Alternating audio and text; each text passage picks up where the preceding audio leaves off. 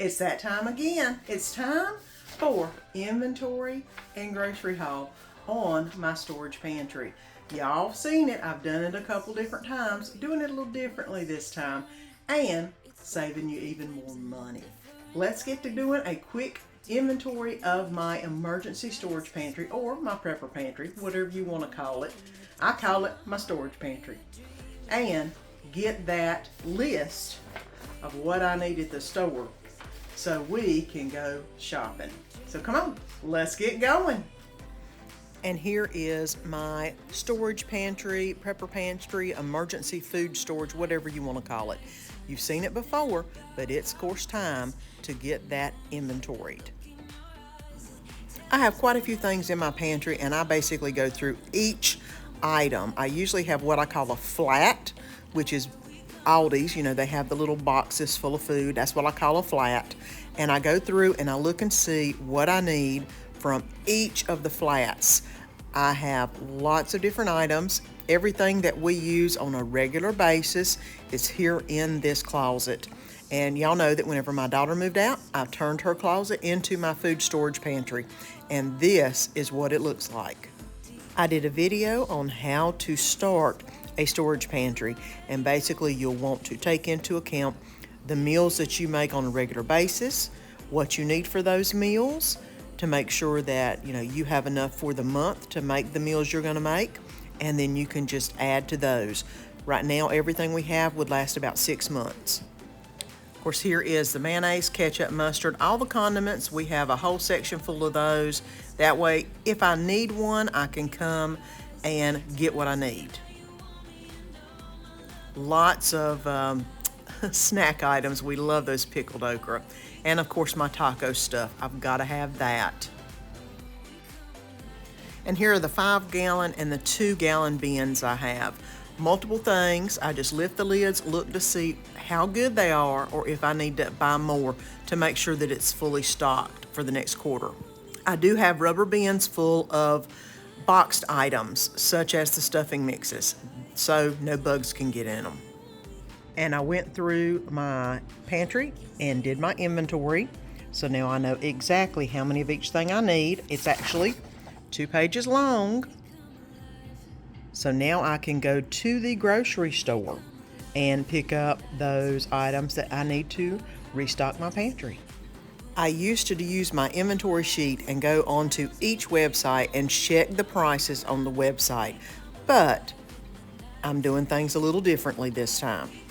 Normally I look online for the prices and then judge just by the prices. Someone said Aldi's has higher prices online than in the store. I went to Aldi's with my inventory sheet and double checked all the prices. Checked out the Walmart prices because they're supposed to be the same, and checked to see who was the cheapest. And as you can see, Aldi's was cheaper or the same price on a lot of things. Now what is interesting is I looked up each item and looked at what was online versus what was on the store prices for Aldi. And they were at least 10 cents different. In some places there were more than 10 cents different. And here you can see the price difference between what's in the store and what's online. So if you are going to do a inventory and take into account the prices whenever you go to buy certain items, take this into account too. If you go in the store, especially at Aldi, you're going to get a cheaper price than what's online. So I did go ahead and get the items in the store. If it was the same, or if it was of course cheaper, then I went ahead and picked that up at the grocery store. And here is the totals of everything I got at Aldi, Walmart, and Food Line. I spent $55.11 at Aldi. I spent $14.91 at Walmart, and then at Food Line I spent $42.97. So for all the food I got, that's still not bad, and that's really not a bad price either. So this is what you try to do. Save money where you can. Whenever you have the list like this and you're looking at the different grocery stores, you can find sales like at Duke's Mayonnaise right there, $5.19, and at Walmart it was $6.38. So, every little bit counts. Every little bit that you can do is always going to help with your budget. Between all of the grocery stores, here is what I got to refill my storage pantry or prepper pantry, whichever one you want to call it. So let's go ahead and go down the list and then I'll tell you the total. 20 pounds of long grain rice to go in my big white bin. I was getting low, needed to get some more rice, and yep, $11 for this huge bag of rice, which will last a long time. Now mind you, I make puppy food with this. This is, always in my puppy food. I make at least 1 or 2 runs a week sometimes. So this is something I go through pretty quickly. Another thing that's in the dog food is mixed vegetables. I have 24 cans of mixed vegetables that go in the dog food also. They get used very quickly, to say the least. But this should last me 3 months. I normally like to have at least 24 to start out with, and then we'll see. I use at least 1 a week, and then occasionally we'll make something for supper that needs a mixed vegetable. So got that. I got 24 of those. Cut green beans. I got 4 cut green beans, and the Cinto San Marzanos. I got 3 of the peeled, of the San Marzano peeled. Like I said, Walmart did not have the Cintos brand. They sent me the Hunts, which I'm sure it's good, but I love this brand. So I went to Food Line and got that. Because, there are some things that Aldi just doesn't have. And I've used Food Line, Walmart, Aldi's, pretty much during this time right now. Okay, black beans. I needed 4. I got 4 black beans. Rotel. I got 5 Rotels. And of course they are the Mexican style lime. That's my favorite flavor of Rotel. Mexican style corn. We eat a good bit of it anytime that we eat something that is Spanish or Mexican flavored. Love this stuff, and it was really great price at Food Line, so that's where I got it. Diced tomatoes. I've got 5 diced tomatoes, and that's all I needed. We didn't go through a ton of diced tomatoes this time, which is good, but yeah, that will fill up the area in my pantry. Cream of mushroom soup. I only got 3 of them, and couldn't find the cream of chicken soup anywhere, so there we go. But at least I've got those 3 to finish filling up the pantry. Baked beans. Y'all knew, if you ever watch my grocery hauls, that I told you I wanted to start a 12-pack basically of baked beans. I don't quite have 12, but I do have 6 in this one. I got 2 of each flavor. I think maple and bacon, country style, and then home style I think is the other one. So I got 2 of each, so that way we have plenty of baked beans to choose from when we want some baked beans. So that's good. I got Aldi spaghetti. I needed more spaghetti, so I got a big pack of it. And the stuffing mix, the chicken stuffing. Got 2 of those. Cream style corn. I got 6 cream style corns because Danny uses it in his carp fishing to make his carp bait sometimes. Depending on what he's making, he uses cream style corn. And he's usually not the only one that eats it because we don't eat it hardly ever.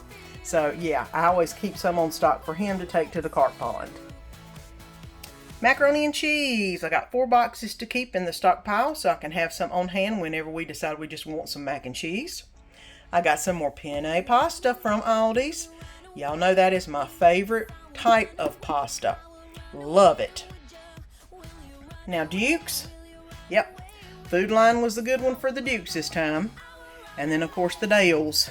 That was Walmart.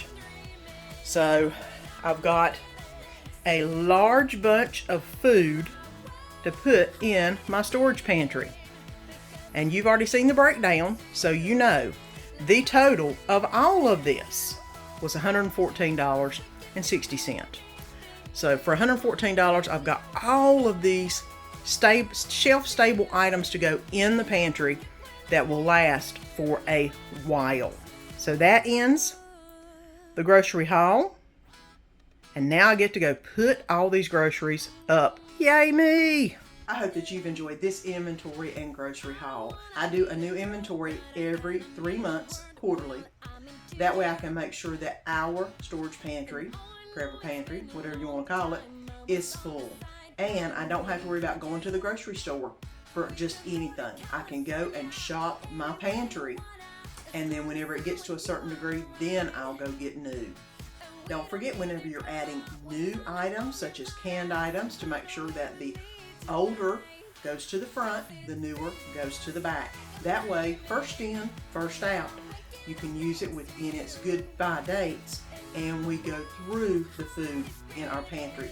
It's not what I consider a long-term pantry where you'd have stuff for 25 years.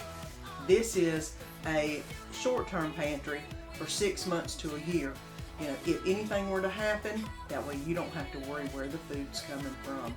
Y'all know, y'all seen me. I do the grocery hauls. I get the discounted meats.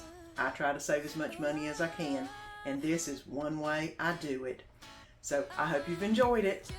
If you have any questions, please comment me down below. I would love to answer any questions you have about how I do my pantry or how to get started on my pantry, because it's really simple. You just have to start and make a conscious effort to get some food a little along the way until you have a nice little storage of food. But until next time, I hope you have a great week. Don't forget to click that link below and subscribe so you don't miss any of the upcoming videos. And let our family be a part of your family.